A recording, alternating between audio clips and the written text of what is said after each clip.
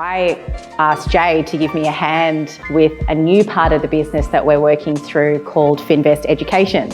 So the way that I met Jay was I was a student of Jay's, and he has a school, and obviously it's a dancing school, so people from his community know him as a dancer. For me as a business person, I look at him as a teacher, and I thought, okay, well, as I'm birthing this new education part of our business, who would I like to have by my side to work through a whole universe of people that are not quite ready yet to do property, but do want to undertake the learning and do so in a way which is uncomplicated, which isn't, what would you describe as something that has been hard to listen to in typical property language? Or when you're trying to get educated, what's the things that you found that are out there at the moment that are not quite vibing, that wouldn't have picked you up as a client, for example?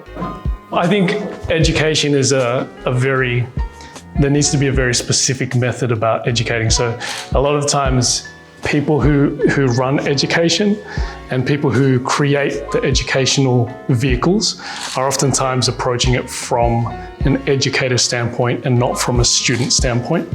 A lot of times it's engineered to educate someone where it needs to be reverse engineered. So you need to look at things from a standpoint of the person receiving the information. So when we're teaching dance classes, we don't teach them as teachers, even though all of our teachers are fully experienced and trained and qualified and go through a lot of training themselves. One of the most important things that you can do is to undo all the learning that you've done, which is, I think, the crucial step that a lot of educators are missing. You need to undo the stuff you've already learned so that you know how to introduce things, how to lower that barrier of entry for people. And it is, in my opinion, it's that the lack of knowledge and not knowing what you don't know, which prevents people from getting started in the first place.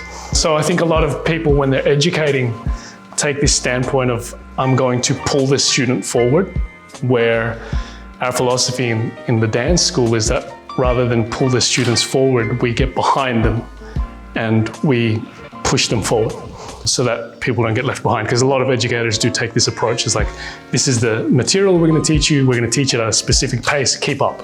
Yeah. Where it kind of needs to be more supportive. You get behind them, you make sure nobody gets left behind. No, that's great. That's really great.